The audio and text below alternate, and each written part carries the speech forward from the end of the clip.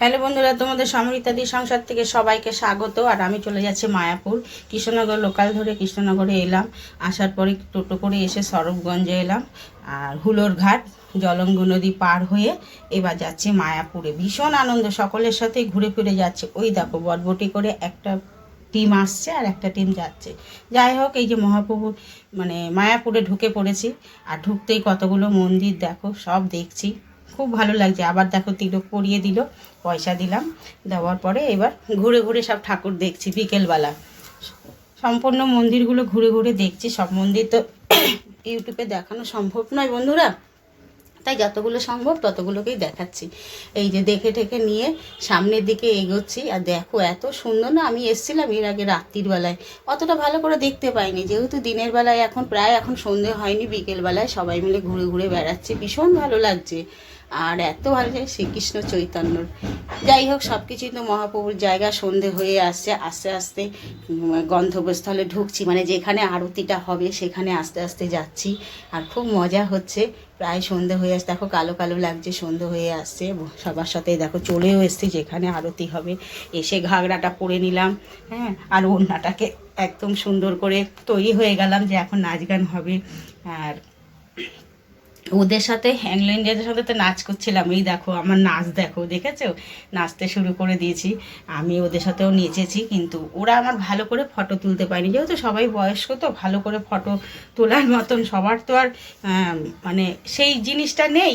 যাই হোক, যা তুলে দিয়েছে তাতেই আমি খুশি। আর আমি ওদের মধ্যে সবার থেকে ছোট না, ছোটোর ওপরে, তাছাড়া সবাই বড়। হ্যাঁ, এই যে গ্রুপ মিলে সবাই ফটো তুলেছি, আমি তুললাম, এবার ওরাও তুললো। এই দেখো একটা ছবিও তুলে নিয়েছি, ব্যাস। এই দেখো ইংল্যান্ডের সাথে নাচ করছে, কিন্তু ওরা ভালো করে তুলতে পারেনি। আর করতাল নিয়ে সারা দুনিয়া কীর্তন করে বেড়াচ্ছি। যাই হোক, খুব মজা লাগছিল। হ্যাঁ, সব কিছু দেখে এবার নবদ্বীপ যাচ্ছি। এই যে নৌকো পার হয়ে রাত্রির বেলায় মায়াপুরটা ঘোরা হয়ে গেছে, এবার নবদ্বীপ যাচ্ছি। যেহেতু ওরা বৃন্দাবন থেকে ঘুরে এসছে, তো তাই নবদ্বীপে রাত কাটানো নাকি ভালো, তাই নবদ্বীপে যাচ্ছি। নবদ্বীপ থেকে যে লঞ্চে পার হয়ে চলে আসলাম নবদ্বীপে। এবার এখানে এসে ভারত সেবাশ্রমে ঢুকবো। আর এসেই দেখো আশ্রমে একটা নাচ শুরু করে দিলাম। কি বলবো, সকাল হয়েছে, স্নান ঠেনান করে সবাই মিলে ঘুরতে বেরিয়ে পড়েছি। সব দল ওই যে এক এক করে বেরোচ্ছে। এবার দাঁড়িয়ে একটু চা খেয়ে নিলাম, কেন এখন ঘুরতে বেরোবো। চা বিস্কুট সব দল মিলে খেয়ে নিলাম। খেয়ে ঠেয়ে নিয়ে যে আবার একটু পোস্ট তুলে নিচ্ছি। দেখি দেখো দিদি আবার বিস্কুট খাচ্ছে, সব বসে বসে সব চা খাচ্ছে। সবাই বলছে এই আমাকে তোল, আমাকে তোল। ব্যাস, তোলা হয়ে গেছে। এইবার যাবো সোনার গৌরাঙ্গ দেখতে, কারণ সোনার গৌরাঙ্গটা একটু পরেই দেখবো। সব কিছু দেখে ঠেকে নিয়ে এই যে পোড়ামার তলায় এসছি।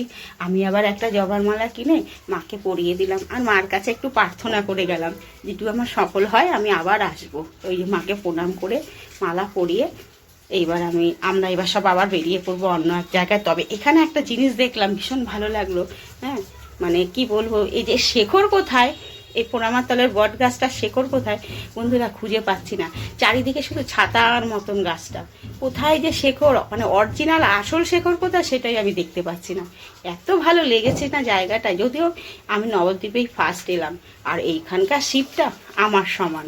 আমার তো ভীষণ ভালো লাগলে শিবটাকে দেখে, তাই নমস্কার করলাম। শিবটা দেখো আমার থেকেও বড়। যাই হোক, চলে আসলাম সচিমার কাছে, যেখানে নিমাই জন্ম হয়েছিল। সচিমার কোলে নিমাই শুয়ে রয়েছে, কি সুন্দর লাগছে। মায়ের কোলে মহাপ্রভু শুয়ে রয়েছে। প্রিয়াকুঞ্জ এর মানেটা আমি যদিও বুঝতে পারিনি, পরে আমি জানলে পরে বলবো। নিশ্চয় এটা একটা সুন্দর জায়গা। আমি একটা রুলি বাঁধলাম মায়ের মহাপ্রভুর স্থানে এসে, আমার পরিবারের জন্য একটা রুলি কিনে বাঁধলাম। সাইডেই আছে মহাপ্রভুর স্ট্যাচু, তাই এটা গুহার মধ্যে ঢুকতে হচ্ছে। এই যে মহাপ্রভুর স্ট্যাচুটা এত লম্বা, কি বলবো, 3 তলা বাড়ি সমান। কোনোদিন দেখিনি এরকম এত বড় মূর্তি। যাই হোক, ভীষণ ভালো লাগলো, এত আনন্দ পেয়েছি না, কি বলবো। হ্যাঁ, ঘুরে টুরে নিয়ে এবার যাচ্ছি আরও এক জায়গায় মন্দির, প্রচুর মন্দির। সোনার গৌরাঙ্গও দেখেছি, হোলি খেলেছি। হ্যাঁ, কি বলবো, সবার সাথে রং খেলাও, সেদিন ছিল 10ম রং খেলা। সবার সাথে সব কিছু তো আর তোলা যায় না বন্ধুরা, যতটা পেরেছি ততটাই তুলবো। এবার যতটা বড় ভিডিও করব, সবার তো আর দেখার ধৈর্য নেই, হয়তো সব যদি তুলে ধরি সবাই দেখার ধৈর্য থাকে না। যাই হোক, টোটো করে আবার চলে আসলাম সামনের দিকে।